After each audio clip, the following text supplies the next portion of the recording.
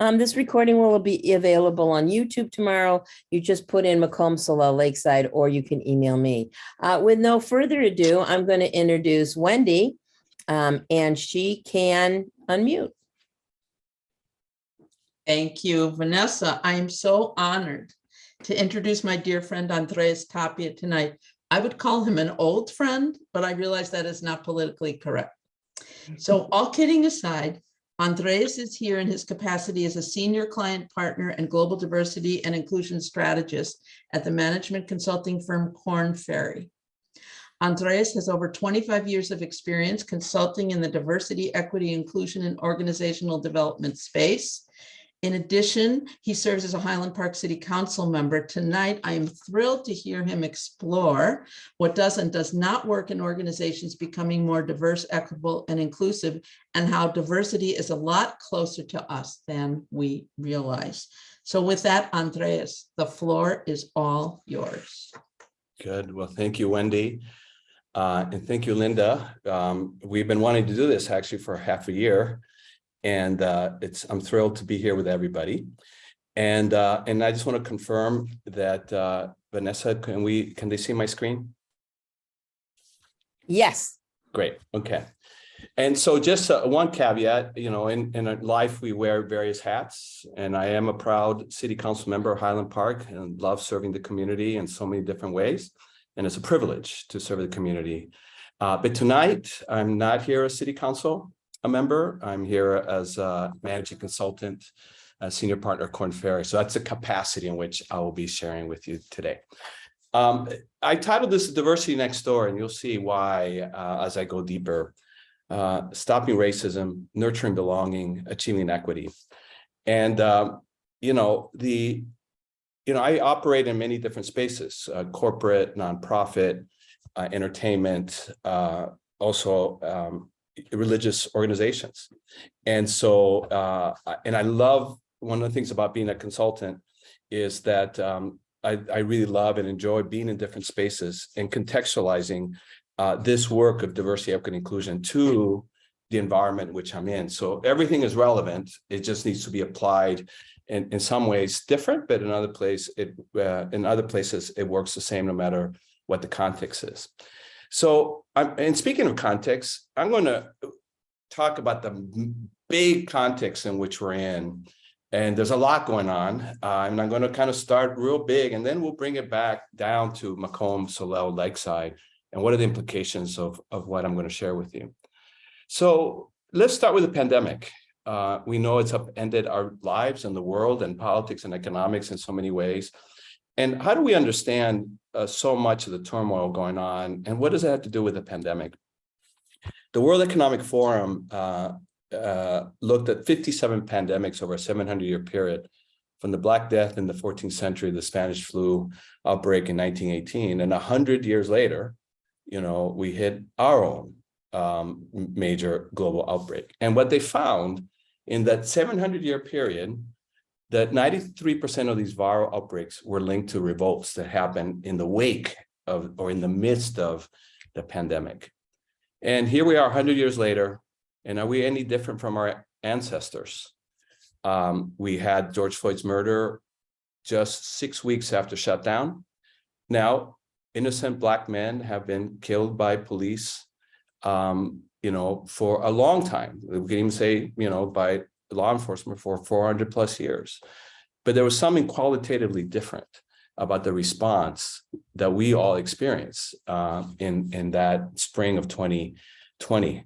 And so there was something about the environment, something about the disruption of the epidemic that then had us respond in a differentiated, exponentially different way to the tumult. And so we lived this. And there's so much that we were responding to in terms of anti-Semitism, racism, homophobia, etc., and xenophobia.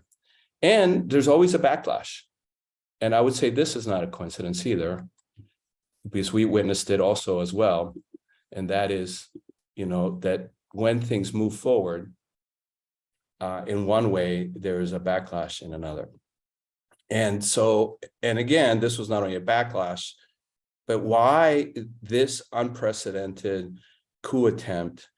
And I would argue that the tumult, the upside down nature of what COVID created just disrupted systems that we come to rely on. And sort of kind of the stops get unmoored and we start to see new behaviors. And a lot of it in our world had to do with diversity, about people being different and people channeling the fears in ways that we have all experienced. And, all around us in our, part of the world, our corner of the world, I call it Highland Park or, Skokie or Northbrook, there was a response of wanting to make a statement about our affirmation of diversity, inclusion, and equity. Ravinia Festival did their own, the Botanic Garden, I know you did in your own congregation. So, and we're living these dualities, right, of intense exclusion of all forms, but then a counterforce that we stand for diversity and inclusion. So this is very relevant. It's very real. It's not just life affirming, to speak about diversity and inclusion, but it's about life sustaining and life saving, because, lives are under threat. So it's not just livelihoods in a sense of, well-being, but also, these are real issues. So when you, Macomb, embrace and declare the diversity, equity, inclusion is important, it's not just a nice to do. It's not just a feel good. It's not just a casual thing. It's a bold thing. It's a courageous thing. It is about preservation of life, of dignity, of respect. And so when Wendy and Linda invited me to speak, is because you are in this process. And you've been doing different things that are working well, and in other ways you're wondering, what is the next thing? How do we take this further? And that's really what I want to engage you on. So all this reaction in organizations, synagogues, corporations, has it made any difference? All this stuff, and I'm going to show you 3 different data points about. There are different studies, and not just one study, but as a journalist and as a managing consultant and as a trend analyst, I kind of started to say, what's the picture, and the picture in stories and the picture in numbers. So let's look at this data point here, and this was a question. Police officers were more likely to use excessive force against Black people than against white people. Answering yes, at the time of the survey, and I'll tell you the date in a moment, in December 2014, it was 33% of Americans. And in May, June of 2020 is 57% of Americans. What's important about these 2 dates? Answering yes in December 2014, it was 6 months later after Ferguson. After Michael Brown's killing. And this 33% was an inflection upward of more Americans recognizing that, excessive force and deadly force on the part of police toward innocent Black men is a reality. And so that was an inflection upward. And then after George Floyd's murder, the number, went up almost shy of doubling. All right, so we got that there. And then racial and ethnic discrimination, a big problem in the United States. And again, we're going to compare and contrast those 2 dates. In 2015, so just still in the wake of Ferguson, 51% of Americans said yes. And again, that was raising awareness. That number is up from previous years. And after George Floyd, 76% of Americans. So you go, oh, wow, what we felt, right? That things are different is real. There's the data. Right, we're progressing, we're awakening, where more people are aware. All those conversations and declarations made a difference. So then let's look at another data point. Support for Black Lives Matter, and on the left-hand side, it was a Monmouth University poll, and this is a Pew Research Center. Now notice the dark green and the light green. So June 20 is right after, like within a month of George Floyd's murder. And you see all adults, 67%. And then just 3 months later, it drops to 55. And look at the racial ethnic background. Whites went from supporting Black Lives Matter from 60% down to 45. Black remained unchanged. But even the Latino and Asian numbers went down. Not as much as white, but even in 3 months, you know, just it's kind of like a tide, right? A tide of support, and then it starts to recede. And what happened during that summer, there was significant backlash to the protests on behalf of innocent man killed, you know, unjustly and violently. But there was a counterforce, and we know what the counterforce was, and we witnessed it, and it had an impact on these numbers. Now, let me show you another data point, and that is a question, and, you know, was what happened to George Floyd a murder? Answering yes. White Americans. June of 2020, 55% of Americans said that what happened to him was murder. Now, that's only half, but it's still, for white Americans, that's a pretty high number given history. Now, watch this number. In March of 2021, half of white Americans would give the same answer. So after all that, after all the awareness and seminars and specials on TV and marches and things that, oh, wow, maybe this is different. In the end, look, things reverted back to the mean. And it's kind of breathtaking because a year later, we knew even more about the evidence, right? We knew more, we had more time to digest and process. And we actually, you know, lost a sense among white Americans that what happened in front of our eyes for 9 minutes and 20 seconds was indeed a murder, right? So, and obviously this is the totality of white Americans in the United States, or, you know, a sampling of it, and obviously different demographic groups, like in Highland Park, we're sort of in different places about our attitudes, because of the kind of values that we have, the kind of values you have as a synagogue. But this is the environment, right? We were talking about Thanksgiving dinner, you know, and not everybody shares our values. And so this is very, in other words, it's fluid. It's exceptionally fluid, even in the most egregious of circumstances. So I'm going to now ask a pop quiz, and I'm going to bring this home. And this, I'm going to get out a presentation here because I need to see the chat. Yeah, I'm not sharing right now, right? Oh, but then I don't see my questions. Wait, hold on. Hold on. You can bring the chat up even when you're sharing. Yeah, I usually can, and I'm using a different system and it's throwing me a little bit. So hold on. Okay, there it is. Okay, so in the chat, I want you all to respond. How many Latinos live in Highwood, Illinois, just next door to us? I want you to put in the chat. You want us to put in a number or Yeah, percentage? a number. Yeah, a number. How many Latinos live in Highwood? Yes, I know it's a pop quiz. I know I'm making you guess, but how many Latinos live in Highwood? Thank you, Vanessa. Over 1,000, several thousand, 3,500, 4,000. Okay. And you can keep typing, but I'm going to give you the answer here. The answer is 2,500. All right. So that's, I'm going to ask more questions. How many Latinos live in Highland Park? Ooh.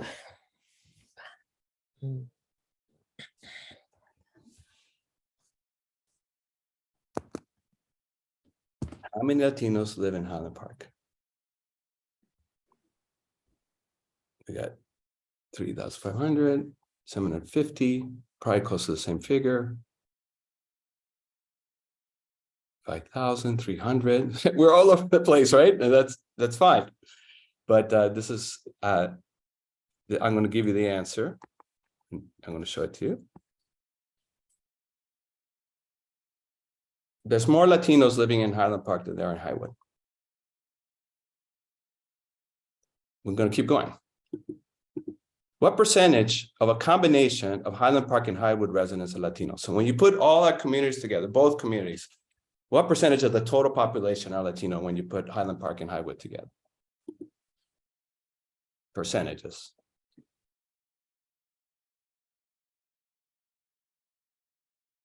Who wants to venture a guess? 30%, 10%, 10%.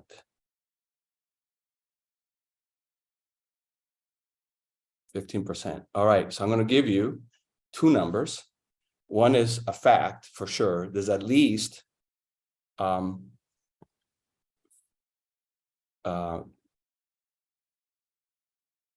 on the census data, there's at least this many percent of our population, 16% Latino. But we know that we have an undercount in the census, verified undercount.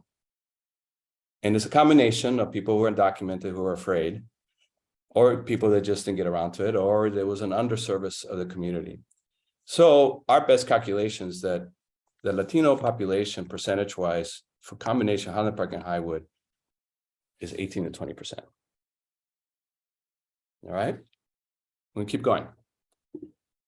What percentage of districts 112 and 113 are Latino?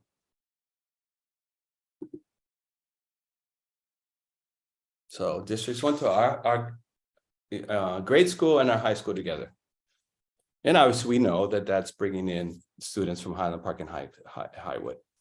What percentage of districts 112 and 113 are Latino? 18, 15, 25%, 15%. And the answer is 25%. All right.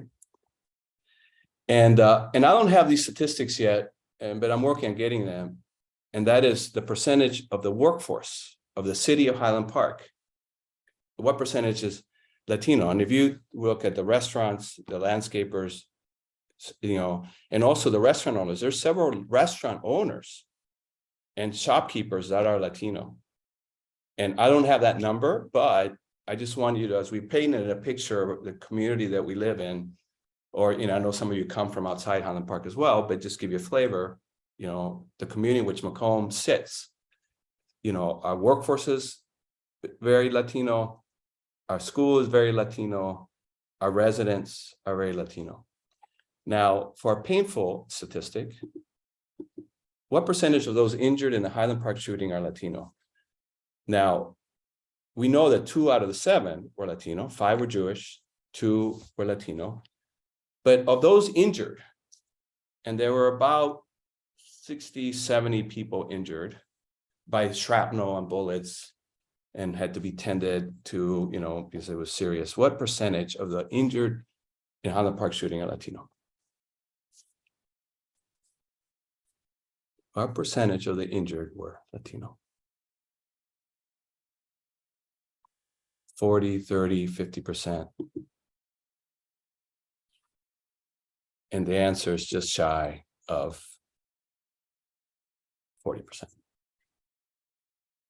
And when you think about the media and the reporting of the shooting, you know, the media kept referring to the Latinos from Highwood who were injured, or, you know, but we had to keep correcting them. There was Latinos from Highland Park and Highwood and other communities like Waukegan or Chicago that have multi-generations of Latinos living in these communities, living in Highland Park, who've been going to the parade and sitting on their favorite spot for 10, 20, 30 years. And so I just bring this up, right? Because I'm talking about the diversity next door, the diversity all around us, and how easy it might be for some of us to move in this very diverse community and maybe not realize. And some of you clearly were tuned in to the numbers, you know, and others were say, I have no idea. And one of you admitted, it's actually, I should know, right? This is our community. And it's something that brought the community together in a really good way despite it was the tragedy, we really supported each other in so many ways, and we're very proud of that. But how much was the Latino diversity of the victims, you know, of how many were in that parade watching, because it had become part of a multi-generational family tradition. So this is the diversity next door. And it's one of the things I wanted to share, because in talking with Wendy and Linda, you know, you're looking at where you can help, where you can support. And so much of diversity when it comes to race focuses on the Black community. And that's really important, right? And, you know, you look at Waukegan and it's a very Black, white, and Latino community, right? And so that's good. And that's powerful. And we don't want to lose sight, and several of you are volunteering in that. And the history of the Black community and the Jewish community and civil rights, right? That goes long and deep. But I want to sort of add to the mix that there's more Latinos in your midst than there are African Americans. They're right here. When you're looking for what Macomb can do to support the community from diversity, equity, justice perspective, and you know, there's a case to be made that to add to your advocacy for civil rights for the Black community, we never want to lose that. But, you know, there's an opportunity here to see and the Latino community and to connect with it and to ask, is there places that we can serve, help, partner in solidarity here? Okay, that's the diversity next door that I wanted to bring up. So I'm going to pause here. And I'm going to also give you some concepts about how to think about diversity and inclusion, some practical things. But for now, I'm going to stop sharing, and I'm just going to invite comments and see what questions, what provocations, what things does this make you wonder about or reflect on? So Alice. Yes, Alice? Yeah, it was interesting when you were asking all those questions about Highwood and Highland Park and the Latino community. The one I got right, correct, was the one about the schools. And I'll tell you why I think I got it right. I've worked in the Highland Park School District and also volunteered. And for, I don't know, I think it was 2, 3, 4 years, I had experience volunteering at Oak Terrace, which has a very large Latino population. So I just kind of extrapolated from there. But the point I'm making is that I had that experience of interacting with the Latino community, but I think since I haven't been volunteering there, I think my everyday experiences, yes, I go to restaurants and things like that, or maybe I see the landscapers around my neighborhood, but I think that's an area where we have to find ways of interacting, because then you're more aware of what your community is made up of. Yeah, Alice, thank you for that. Yeah, so much of, as much as there are best practices and strategies around becoming more diverse, equitable, and inclusive, the heart of the matter is relationship. And that's what you're talking about. Yeah. That's when you see people and feel it, right? And you connect. And then when you say, what can we do? Well, if we know people that are different, we know their stories, right? And so that's really important. And the 4th of July, I mean, take aside the tragedy of this year, the 4th of July was probably one of the most integrated events in Highland Park. Because a lot of our events are segregated. That's where we don't run into each other, right? But the 4th of July parade, it's interwoven. It's like a braid, of all of the full diversity of our community. And we suffered it together, right? It was a moment, right, where how can we collectively, and you as Macomb, sort of have a lifestyle where the integration of what happens in the positive way on our 4th of July parade, how can we make that happen, throughout the year on day-to-day events, right? How can we find that braid in a more consistent way? Wendy? So I just wanted to provide some more context. to piggyback on what Andreas was saying. So the diversity, equity, inclusion work, which many of us have been very involved in over the past 2 or 3 years at Macomb, has all been internally focused. What can we do to make our community a more belonging place? So when Andreas came to Linda and me and said, well, let's look outside. Here's an opportunity for you really to engage with the broader community. And spoiler alert, Linda and I knew about this Latino angle, about the Latinos in our community. And what might that relationship, what might that interaction look like? So that just the whole notion of it was fascinating. And I'm so glad to see so many Tikkun Olam leaders here, because, you know, something that we would surely want to do as a follow-up is really to explore, so what do we think of what he's saying? Is this worthwhile exploring? Do we think it could get traction? Could we bring in people who haven't been engaged in the work before in this? Do we have the bandwidth? Could we identify people who want to do, et cetera, et cetera? But I was just super intrigued with, you know, the whole premise here. As the person who does a lot of the programming, and I, you know, thought I had a pulse on, you know, what people want to see. And that my aha moment is, I know every year at Martin Luther King Jr.'s birthday, I'm like, oh, I got to get in an African-American speaker. I have to do something. And I, you know, again, we try to do it throughout the year, but I know on that weekend, and I was just thinking, I feel ignorant, you know, I don't really have the call, like, is there a weekend I should be bringing in somebody from the Hispanic community? Like, I feel at a loss here, and it's easy. And I can go back and show you all the speakers I brought in on MLK weekend and their bios and so on and so forth. But, and we know, listen, our kids work at the Nuestro Center, our kids do mitzvah projects, but wow, we need to do a better job of bringing in speakers, bringing in you. And that's my aha moment for this evening. Maybe there'll be more. Thank you, Vanessa. Carol. I've just come to Highland Park since a year ago.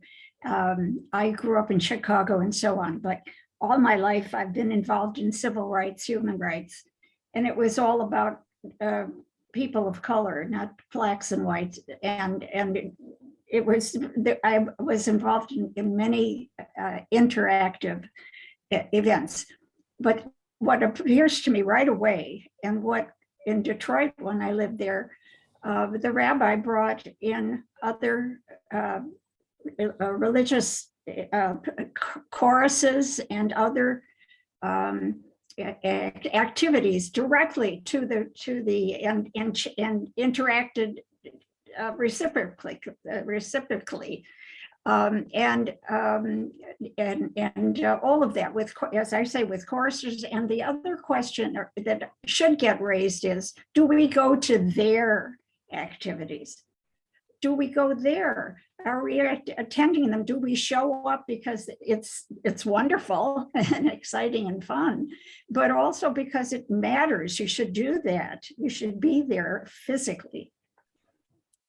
Yeah, and that reciprocity is vital. You know, there's a little bit of a danger early on in establishing a relationship where it could be a little bit exhibitionist, right? To have a group from a different group to come to you and perform.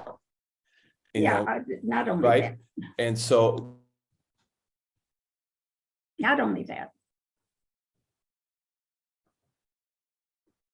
Oh, You're frozen. yeah.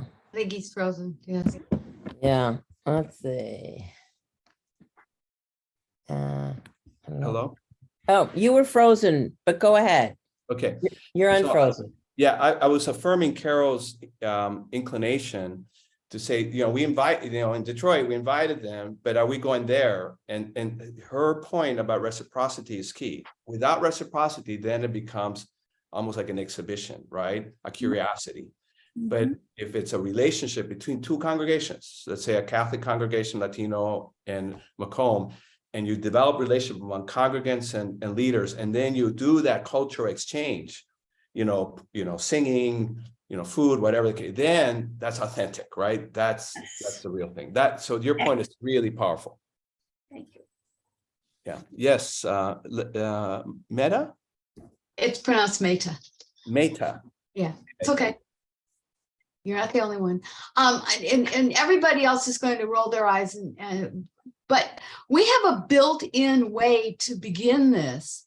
And that is working with Lake County United, which is multicultural, which does include members who are in churches that are heavily Latino, as well as Black. I don't think we have a church that's heavily Asian, but it's there, and all the projects that we do, we work with everybody.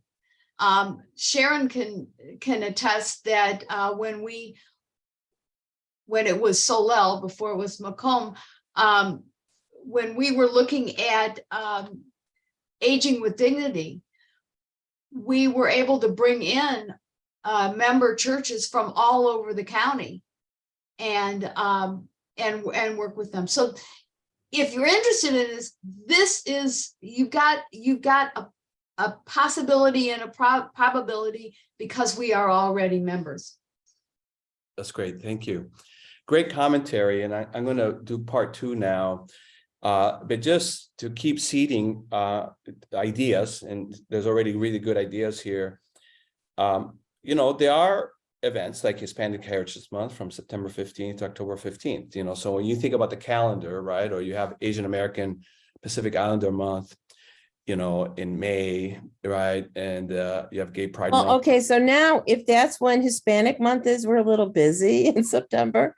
Okay. So maybe that could be why. I mean, unfortunately, Sure. the holidays move around, but Yeah, no, and I get that, but that's where you can, I'm giving you the dates, and then you can say, okay, that one doesn't work for us because of our high holidays.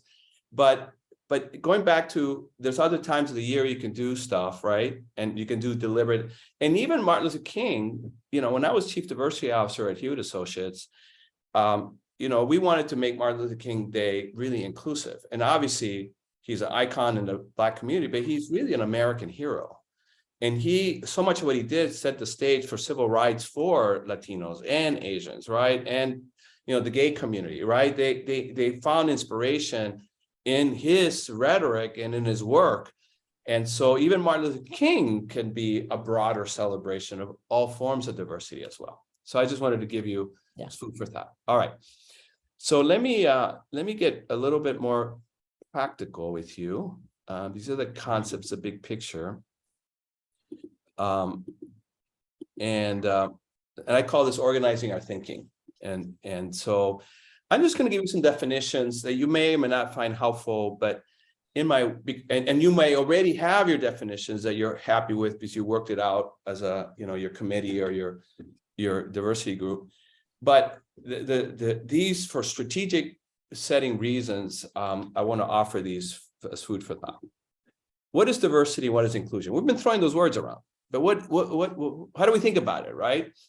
And I've always liked to say that diversity is the mix, and inclusion is making the mix work. Because you can have diversity and not have inclusion. You can have inclusion and not have diversity. And this allows your congregation to say, well, what's our mix? You have generational mix, right? You have people live in Highland Park, people sing outside. And you have, within your Jewish tradition, you have, a range of individuals that for a variety of reasons have landed there. And so on and so forth, right? You're not going to have a deep racial mix like other places would, and that's okay because of the nature of a Jewish congregation. But there's all kinds of other mixes there. You're going to have people with disability, with hidden or visible disabilities. You have people with different sexual orientation, gender identity and expression.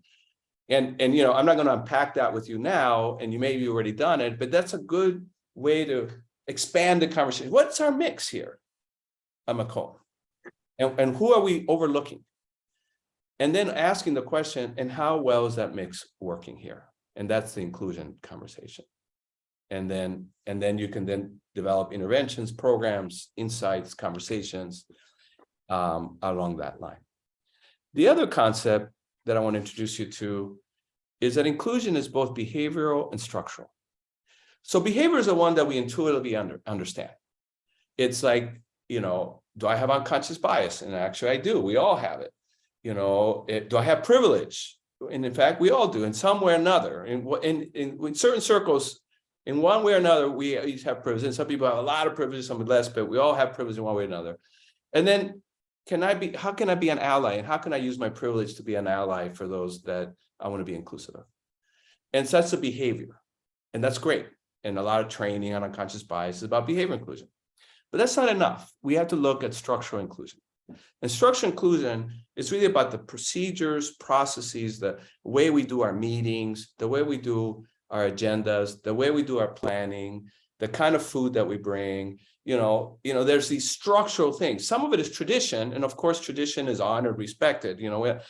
But within that, are we taking into account the overlooked congregant, the one that maybe did not grow up Jewish and converted? Or maybe, and it might have been somebody of a different, it might have been Latino or Black that converted, right? But maybe their culture traditions around food, it might be different than the mainstream Jewish community within Macomb. I'm just putting some, for instances there, right? And so on and so forth. And so who is being overlooked in our congregation, not only behaviorally, but even in how we plan our events, the kind of music that we bring, how people get selected for committees. And, tradition is there, process is there, bylines are there, and bylaws. And in my corporate work and in my nonprofit work, we look at those things because who creates those processes? If not for people full of unconscious bias, who now, when they've codified the process and procedure, may inadvertently be systematically perpetuating the unconscious bias in the very procedure and process that have put in place. So I wanted to introduce you to that concept because as I know you're serious about diversity and inclusion, and I know that you gravitate toward the behavioral stuff, and a corporate world gravitates to behavioral, and so it's so easy to overlook the structural things. That's the way it is. That's how things work around here, and that's where we got to pause and go, are we may inadvertently excluding people just because of how we do things in ways that are not necessary to do it that way, and inadvertently we may be perpetuating exclusion. All right. And then this is just our illustration at Korn Ferry about what we mean by the mix. Look at the inner circle. We can be cognitively diverse, physically diverse, values diverse, society diverse, occupationally diverse, relationally diverse. And you can see the sub bullets there. And this is not all encompassing, right? You can add your own stuff in here. But this is very important when we ask, what is the mix and how well is it working at Macomb? And then the other point I want to make here is that we're intersectional. I mean, I made a point of talking about Latinos, and we're making a point of talking about the Jewish community. But within that, there's vast diversity. With the Latino community, there's the Spanish dominant Latinos, there's the English dominant Latinos that don't know Spanish, there's the Spanglish dominant Latinos, there's a middle class, college educated Latinos like myself, they're the undocumented immigrant crossing the Rio Grande Latinos, right? We have first, second, third, fourth generation. We have 26 nationalities among Latinos, Peruvian. I'm from Peru. That's one of them. A lot of them are Mexican around here, but we have all kinds, of Latinos of all kinds of nationalities in Highland Park, Costa Rican, Nicaraguan, Salvadorian, Argentinian. There's Argentinian Jews. Some of you may know Rosa Machabansky, very Sephardic Jewish background. And she tells me, a lot of my Jewish friends might not even know I'm Argentinian. And that is such an important part of our identity. She's intersectional, right? Latina, Argentinian, and Jewish, et cetera, et cetera, et cetera. So I also want you to take into account as you do your strategies and you ask about the mix, about intersectionality. We're not just defined by one thing. All right. I'm going to give you a couple more definitions to organize our thinking. Equity and equality. After George Floyd's murder, the whole concept of equity emerged in a new way about inequitable healthcare and inequities in housing and in education and in police brutality and all those things, right? Inequity. But a lot of people rejected that equity thing because, are you saying that I don't believe in equality? It is a bedrock American concept rooted in a Declaration of Independence and a Constitution, and how, and we as, and I'm not saying I've talked to anybody in Macomb about this, but I can imagine, maybe somebody's thinking, Macomb, we believe in equality. Why even bring up this equity thing? And we're mushing two concepts. And let me give you a distinction here. That we like to say, and this is our work at Korn Ferry, that equality is about a value and a promise. That no one will be favored or disfavored on the basis of who they are. And it is codified in non-discrimination policies and equality statements. But what distinction am I going to make here? If that is the promise, I would say equity is the exploration of whether that promise was fulfilled. I believe you, person X, that you believe in equality. I don't doubt that. But was the promise fulfilled? Do we have equal access and opportunity in development and advancement? This is a little bit corporate, but again, in a congregation like yours, opportunity to serve, opportunity to lead a committee, opportunity, to read from do you call it the pulpit, or what do you call the altar? What do you call it? I would call it the bema, but, also, reading, being allowed to sing a sacred melody, read a sacred text, chant it in Hebrew, whatever it is. Right. And sometimes favoritism, again, generically, right? Generic favoritism can be in, or the person who's not part of the mainstream might be shy, or they may be overlooked. And that's what we look at in equity. We believe in equality, but are we practicing it? And is there equal access? Are there equal outcomes, right? And then this is about righting past wrongs, leveling the playing field. And one more concept is a little bit advanced, but it's inclusive design. And this is a whole body of work about how do we design, in the corporate world, talent development programs, talent promotion programs, how do we design recruiting and sourcing? And for you, how do we design things inclusively so that everybody has an equal chance, truly equal, to participate in the various ways that, Vanessa gave as an example. And let me illustrate the difference between these three using politics. And I'm going to talk about voting. We just had a very important election, and my God, thank God that, things did not go a way that I feared in many ways. And I know we share a lot of those sentiments, but let me use an electoral example. Equality. Voting Rights Act of 1965, people of color have the right to vote. And many years before that, women had the right. That's equality, right? Every one person, one vote. Great. But equity is this. Everybody gets to vote, but one of those could be Highland Park, the one in the middle on voting day. And on the far right could be a community of color in the south side of Chicago.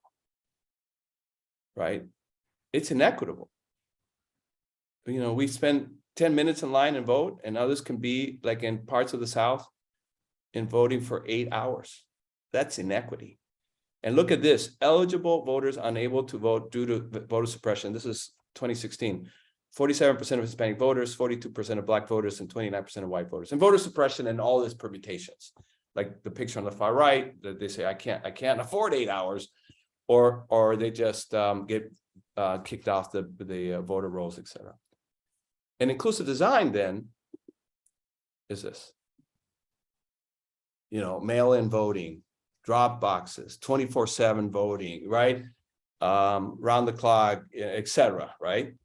And so, I don't know, and this is kind of an interesting exercise for you. What would be the equality statement of Macomb? Where is it that the scratching the surface on equity might reveal some inequities that you would not want to see? And when you uncover that, what would be maybe a different way of going about things so that more people have equal opportunity to be considered and given, a special opportunity to do something? Okay. So I'm going to wrap up by giving you some practical things on addressing unconscious bias and being cross-culturally competent. So unconscious bias is the awareness part. Oh my God, I have unconscious bias. But cross-cultural competence is about the skill to manage who I am and my belief system or my preferred way of doing things, which is legitimate, it's fine. But if I'm going to be inclusive, I want to understand the other person, what they prefer, and where is it that we converge and share things, and where is it that we diverge and we have a different way of doing it, and how do we bridge the gap?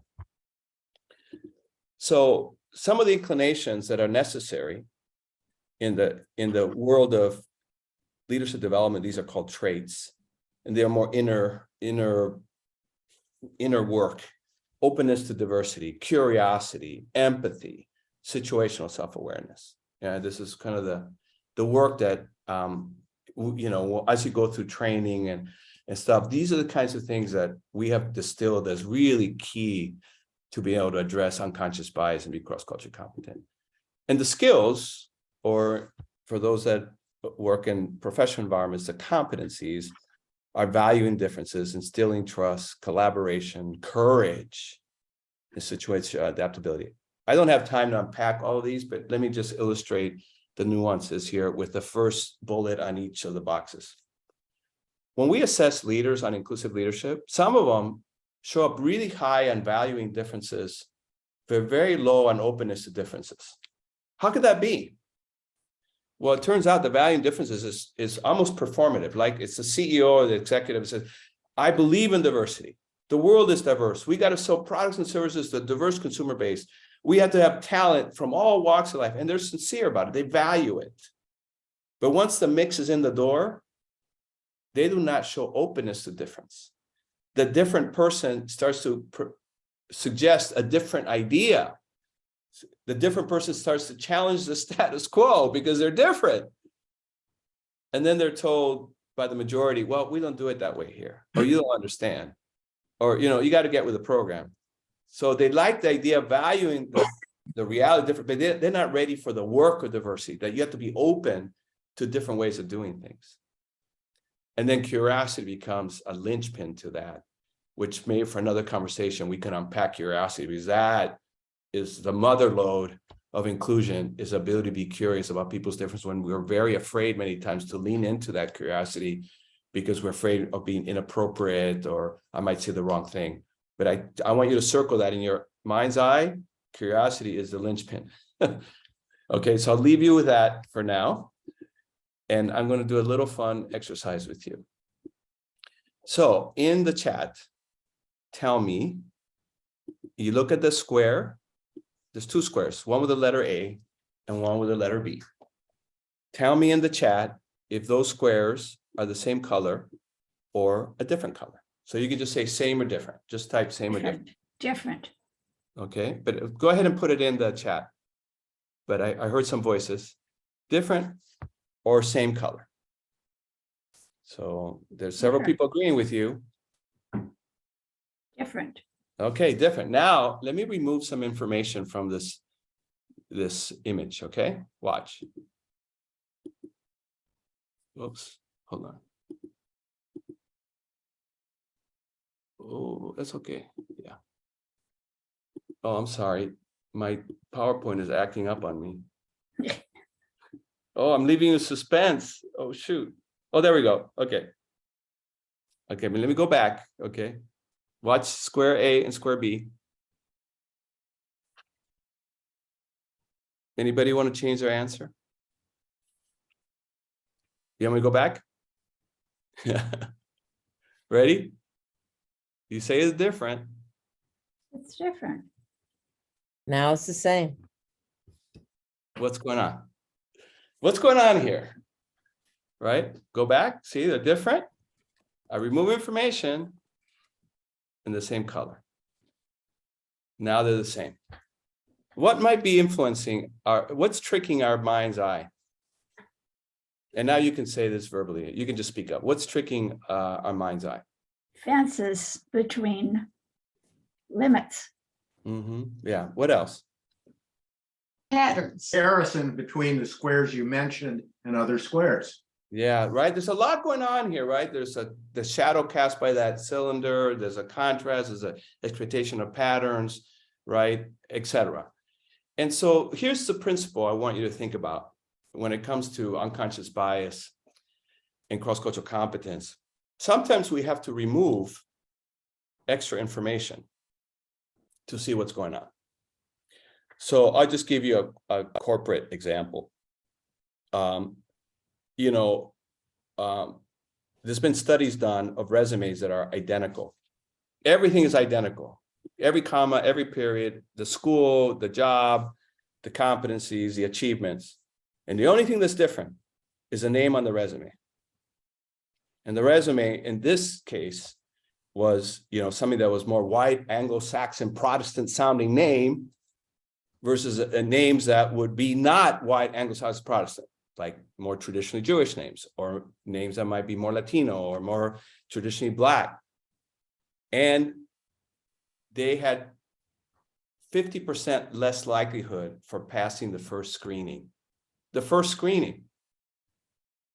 And so putting this little example that I just did for you into practice, sometimes we have to remove information so we can see things for what they are.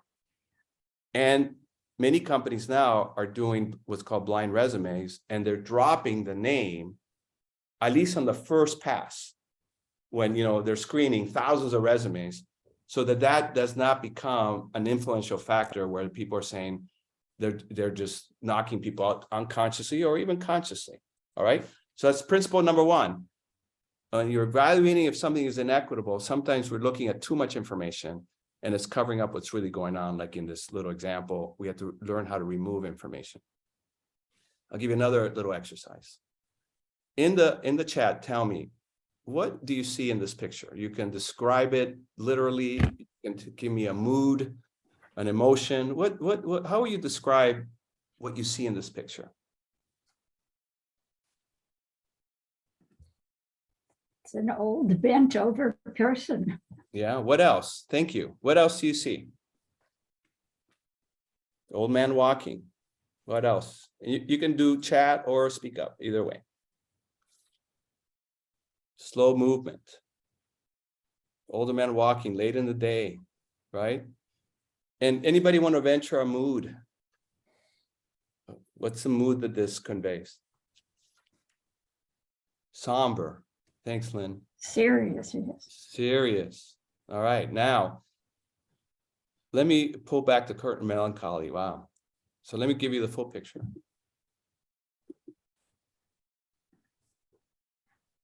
Oh, Dancing.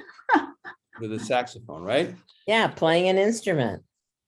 So He's dancing to the music. there you go, right? And so what's the lesson learned on this one is that the corollary to the one about removing extraneous information, we also have to learn sometimes to add extra information to make sure that we're getting the full picture, right? That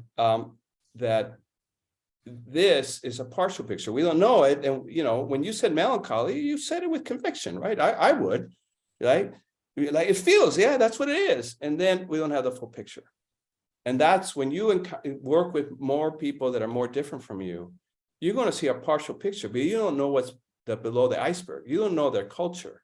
You may not see things, or you might interpret it through your Jewish eyes, if you will, right? Your Jewish culture to the best of your ability, or your Jewish family experience, and yet you're with a Latino family, and the same behaviors that would mean certain things in your culture context may mean something completely different. So before interpreting or passing judgment or acting even in a beneficial, helpful way, pause and see, are we seeing the big picture, right? What might we be missing? And then who would you trust to take care of your children? Person on your left and person on the right. And I'm not going to ask for raise your hands here, but just in your mind's eye, right? So now let's do a reveal. Who is the person on the left? Is Jeffrey Canada, child development expert. And the person on the right is Lisa Woodward, a convicted murderer. Oh, So again, and we, this is, we don't want to feel certain ways, or we don't want to incline, or but you know, this unconscious bias is very real. And the idea is not to get rid of unconscious bias, but to recognize it. I mean, of course we want to get rid of it, right? But we have so much unconscious bias about so many things that the number one task is simply to pause, to question our inclination, especially when we're dealing with people not like us, before we pass judgment. So, so with that, I'm just going to give, you know, we're almost out of time, and I just want to just give you one more Macomb related, Macomb related slide. Hold on a sec here. And this is just the task ahead for you. My priming the pump, right? You know, you already have things percolating for you, even brought up in this conversation. And how do we organize our work? And in addition to the ideas that some of you have already brought up, I'm leaving you with these three questions. What does diversity, equity, inclusion mean in Macomb, Soleil, Lakeside, and how to ensure that your outreach is inclusive? How can Macomb address the diversity next door, which I've introduced you to? And what organizational partnerships can Macomb consider? And in fact, one of you already made a recommendation. And one thing that I have, and I'm going to now wear my city council member hat for a moment. I'm the liaison to Moraine Township on behalf of city council. Moraine Township, as you know, does a lot of social services stuff. And there is a Latino advisory council there made up of a community organization leaders, most of them Latino, others are white or Jewish, that are serving, but organizations that are serving the Latino population. And they get together once a month to look at the issues. And I'm working with them to not only make sure the city is aware of them, but they're aware of the city. And I have been committed to helping introduce that group to more players, important players, community members in our community. And go back to the braid, you know, that I described. How do we do that more? And I would love to invite you on behalf of, you know, to have Moraine Township, and I would suggest that if you are open to it, have Moraine Township's Latino Advisory Committee invite Macomb to just come to one of those hour meetings, introduce yourselves and talk about whatever you do on diversity or the questions you have. You know, we'd formulate what would be the right objectives, right? But I would love to make an introduction, basically. And there's other introductions that you yourselves can make based on other things that you're involved in. So anyway, that's what I had for you. You've given us so much to think about. My mind is actually reeling, and I just feel like I've opened up a whole nother idea of programming for Tikkun Olam, repairing the world, our social action, social justice, and for our synagogue. And wow, just wow. It is 8:01. Any other closing comments? Thank you so much. This has been recorded. I will send you the link tomorrow. Let's see if somebody has a message. You know, you're getting thank yous in the chat, and we're going to have to really think about this. Yeah. I'm already composing an email to Wendy in my mind. Yeah, that's wonderful. And Vanessa, could I ask a question? yeah, please. Okay, you gave us those statistics at the beginning relating to George Floyd and how they changed over time. In my opinion, they changed over time largely because of a concerted right-wing effort to change the focus and change the conversation. All of a sudden, the focus was on defund the police. And the focus was on all lives matter, not just Black lives. And they were very effective, in my opinion, in this effort. How do we address this effort? What can we do to counter PR efforts like this? Because I think we've done a very poor job so far. We as a community. Or performative, right? They weren't even affected by it. They weren't serious about them supporting that, they kind of reverted back to just the way they've always been. They did not want to do the hard work of what racial justice and reconciliation required. So I think, and it's important to make those distinctions, that the power of misinformation or the reframing that you described, I totally agree with you. But I think there's just a lot of people that just give it lip service and they're not sincere. So thank you for that. Thank you. Yeah. So I want to thank you. I'm moved by you. I just have to say, I'm moved by any time that somebody, not like me, a group of Jewish brothers and sisters here say, this is important to us, right? You came, you are attentive, you ask great questions, you're self-reflecting. And to me, that's why I do this work, right? So I value my relationship with Wendy from many years, with Linda for many years. I value these new relationships that we're beginning with each of you that showed up, and I hope to keep nurturing them with you. As do we. So thank you for your time this evening. Thank you, everybody. If anyone from Macomb has any questions for me, you know where to get a hold of me. Andres, really, thank you. Bye. Okay. Thank you. Ciao. Gracias. De nada. Very good. You got a good point for that one. Touché. Okay, ciao. Bye-bye.